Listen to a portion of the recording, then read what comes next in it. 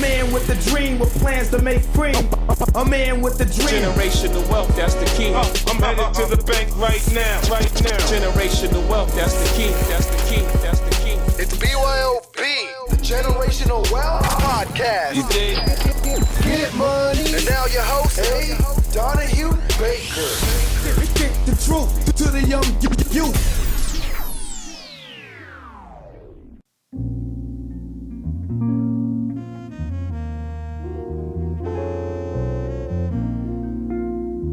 Have you heard of the term modern-day slavery? We all know what enslavement means, a person being held under the domination or influence of someone else, usually against their will or personal desire. We've seen the history books and movies as they attempt to depict the lives of slaves from the days of old. However, many millennials are enslaved and don't even realize it. But within this connotation, I want to share with you how the lack of financial knowledge has held so many captive. I want to share 2 words with you that are often overused but not fully paid attention to. Those words are stay woke. I know. We're being told to stay woke about every single thing imaginable, from relationships to religion, from history to world happenings, from movie themes to fashion faux pas. We're being told to stay woke and to pay attention and to be aware. But one place that we're dead asleep is in the realm of generational wealth building. Why is it that our generation hasn't been properly introduced to the art of legacy building? Why don't enough people in the millennial age bracket know about how to leverage your gifts and wisdoms to monetize them? When was there a decision made to keep the secrets of financial success hidden from us? I'm telling you, we have to be the ones to seek out information and set ourselves up for success. If we don't, nobody else will. And as people, we've got to learn that there is more value to money than clothes, cars, jewelry, and electronics. We spend so much time spending money, but we rarely spend money on learning how to make more money. However, that stops today because the climate of the world is trying to reveal to us that there's a need for not just multiple streams of income, but the need for us to know more about our money and allow it to truly work for us as we mature it. That is the power of generational wealth. We have to develop good money habits, especially the younger we are. This will help us build healthy relationships with our finances for the rest of our lives if we do this. We must know the difference between what we can control and what we can't control. The economy, the stock market crashes, or inflation have absolutely nothing to do with us. But spending habits, personal possessions, and even our friends are things related to our finances and wealth that we can control. We have to learn more about investing, about real estate, about our credit scores, about business credit. It's imperative that we dig into money management, stocks and bonds, rental properties. We never should be the ones to panic in the midst of a country's financial crisis and recession. And please, allow me to help you. An income tax check or stimulus check should not be the only times we pay attention to our bank accounts. In fact, we can't even get excited about those things because they're really not meant for us. They're actually frivolous. We have to learn how to save and sow. Save for the future and sow or invest in those things that can bring about a return or a harvest. We have to learn to use money to make money, not just for the present time.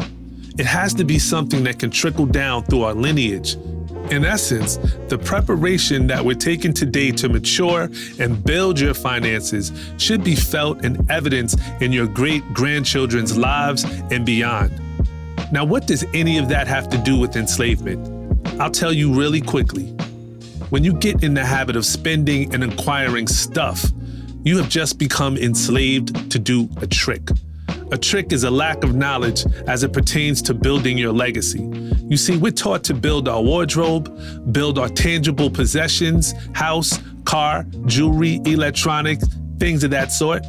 But it is all a mental trick to encapsulate you to keep you from growing in prosperity. And let me say this, prosperity goes far beyond having a few $100s after bills are paid in the bank. It means you can pay off debt, you can purchase property, you can fund a community project, you can have an actual title or deed to the things that you own, you can pay cash for what you want, you can teach others to do the same and never miss a beat. Yes, at our age, we can and we should know how to build our financial portfolio. We should pay attention to the value of a dollar and make sure that we're not devaluing what we work so hard for. That is the essence of truly staying woke in your finances. Millennials are thought to be careless and unlearned. However, it's our responsibility to show them the other side. And we can do that properly by studying, reading up on money matters, and then sharing that information and building our lives according to which we have learned. We are better than a generation of poor decisions. We are the future of money. And right now, Black people, we are gonna take every opportunity to make money that makes more money.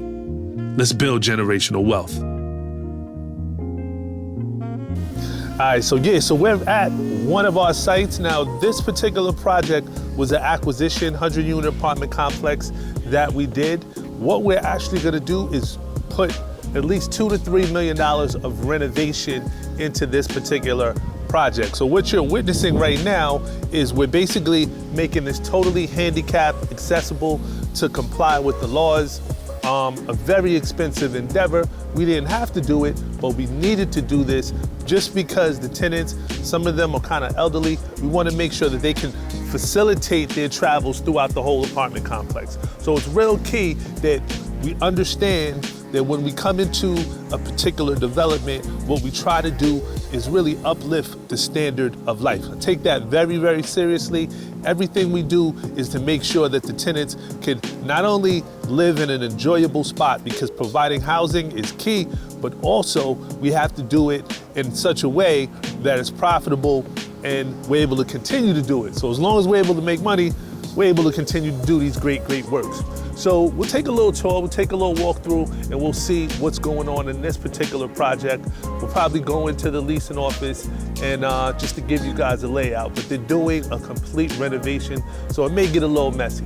Come along. In here, this is actually part of the community room leasing office. What we're gonna do is totally gut this out. Right now it's being used as a kind of like a dumping ground storage facility. But one of the great things when you have apartments, you actually have a leasing office. So in that leasing office, you're able, it's like buying a business in a box. So you're able to have like an electrician, a plumber, you have leasing office staff that can come in. So this basically is this facility right here. They're gonna be housed in here. So it's pretty decent sized space. I'll show you right now. We have like new appliances that are coming in, and it has a kitchen, which we're gonna gut out, totally redo. It'll be all modern, state-of-the-art equipment coming in, but this is typical. And then over here, you can see all of these appliances. Let's go over here. This is all new refrigerators, hundreds of them that we bought. Hundreds of refrigerators, so it's a lot of stuff. Let's go out here. Putting a handicap ramp in right here.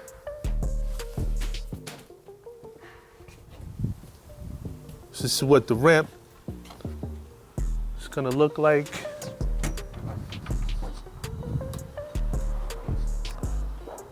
So one of the things that we've seen is they're actually putting in a handicap accessible ramp. So as you can see, they had to like pull up a lot of stuff. Let's go around here and take a look at all the work that's going on. What's going on, bro? All right, God bless you too, man. Everything good? All right. I see what's going on out here. We just walking through trying to document it all. And right now, this is still the handicap accessible portion of where we are. But we're trying to get all of this stuff straight.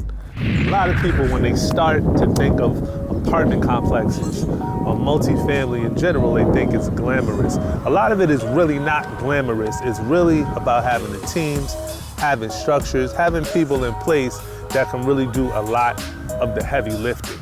So as we take you on this journey, understand that my goal is to really give you a true and honest depiction of what it's like, not the glitz and glamour side of it, but the real day-to-day struggles, the real day-to-day issues that we deal with in ownership.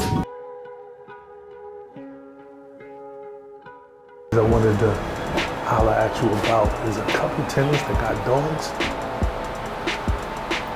Are we doing anything about that? Yes. But right now we can't. Right. We have a legal team. We have to send them letters to seize. You know the apartments? Yes. Okay. Well, the guys, when I did the inspections, when we first took over, I ran out of there because the dog is like this big. So one of the issues that we've been having is just that, which I don't know if you saw, which you caught that on camera, but a lot of tenants have dogs. Big issue, liability issue, insurance issue, and you don't know when the dog is gonna, or how the dog is trained, might run up on you and attack you. Next thing you're dealing with is a big lawsuit. So what we wanna do is make sure that you're covered. It's a risk, it's risk mitigation. That's what we do. So just wanted to just give you a depiction, honest depiction of where it is. Tell you a little narrative, a little story. We analyze hundreds and hundreds and hundreds of apartment complexes, literally every single month. That's what we do. We look at hundreds and hundreds of deals.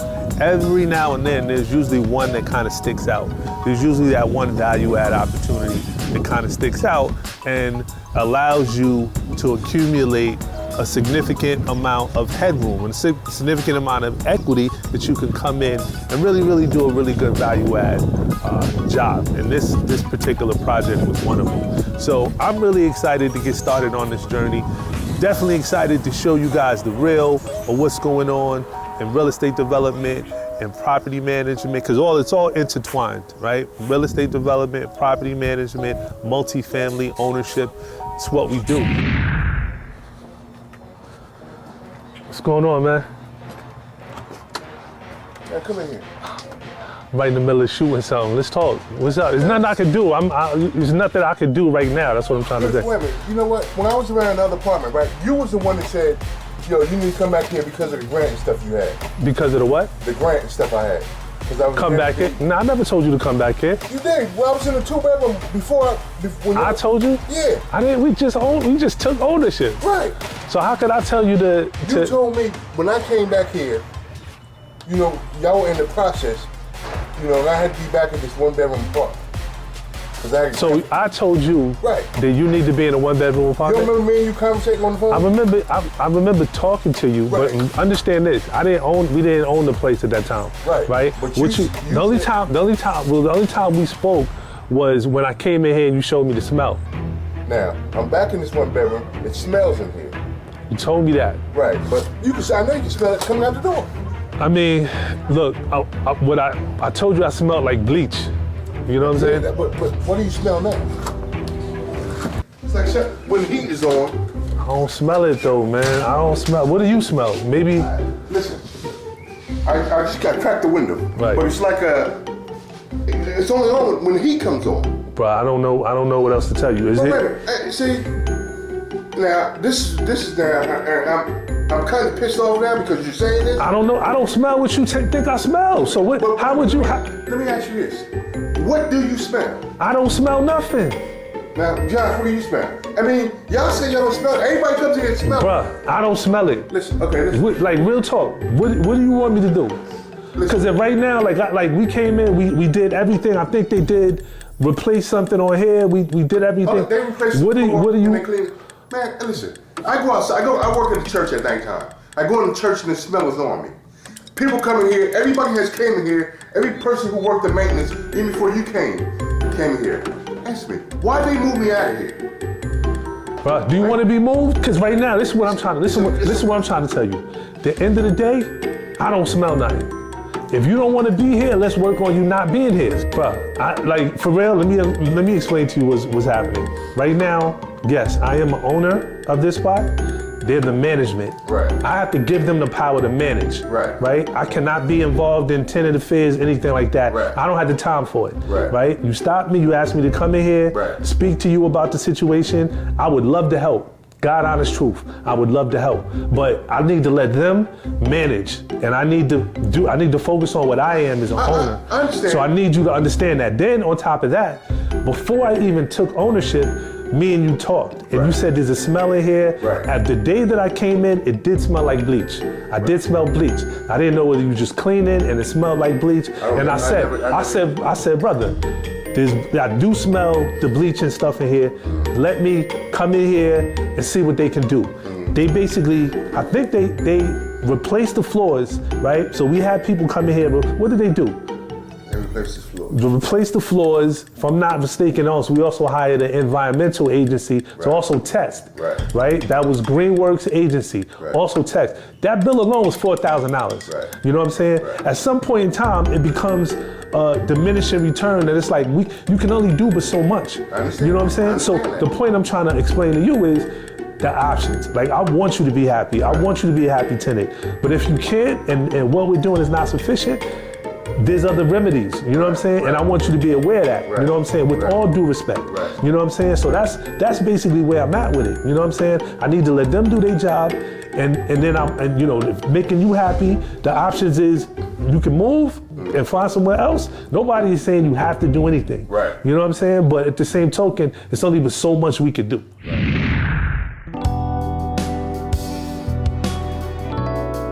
You know, the COVID situation has definitely affected every aspect of life, every aspect of the business, really.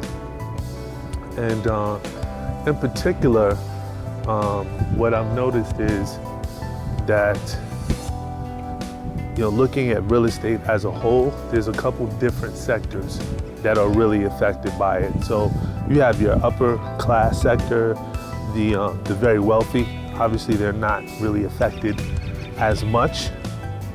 And then you have your lower class, which is really, believe it or not that much affected, because a lot of the subsidies are government subsidies. And as long as we have a government, the government is going to continue to pay their subsidy. So it's really the middle class that's getting stung. Those are the people that are really losing their jobs. Those are the people that are really struggling through this COVID situation that's going to be affected. So from a landlording perspective or ownership perspective, you know, we've been getting a lot of, at least on most of the projects, because I do have a specialty in affordable housing, we've been continuing to get paid. However, on our market rate rentals, we are seeing some impact from the COVID. People are losing their jobs. So that's something to definitely be aware of, cognizant of, you know, as we continue on. And we don't know how long this is gonna last. So I know we're all anxious to get back to our regular lives, something that's very, very serious, you know, and get back, well, everybody getting back to their lives, getting back to what they do best. That's really the key. But my major goal is, there's a lot of people that reach out to me and say, well, I'm interested in real estate development. I just want to give them a clear picture on what it takes to really understand that it's not all glitz and glamour. You kind of have to jump in and do work, you know? Yeah, so this is a little bit of a labor of love project. What we're doing right here is we're building the very first passive house in central New Jersey.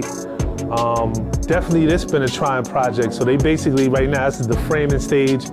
They just really, literally, we had to reconstruct some of the plans. So this stairs actually, they just put in these stairs, trying to test these stairs out and show you guys what's gonna be coming down the pike.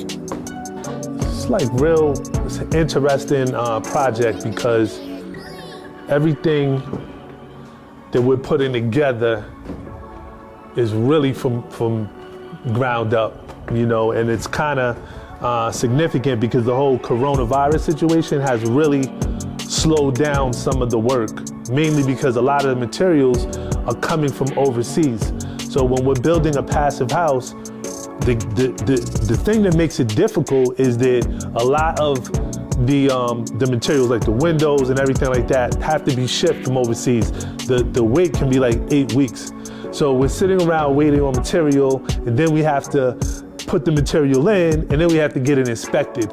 And there's nobody in City Hall. So that's part of the pain point of what I'm going down with right now, going down to the inspectors and trying to get them to come out and inspect so we can get the necessary clearances that we need to complete the next phase of the project. So we'll probably go down to City Hall and see who's down there. Hopefully we can find an inspector and get him out here to inspect the project, all right?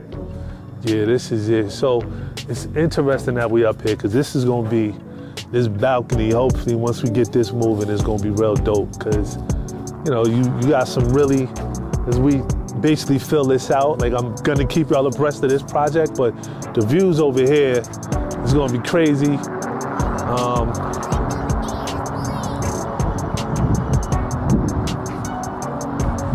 You see, so it's one of the things I like about this project.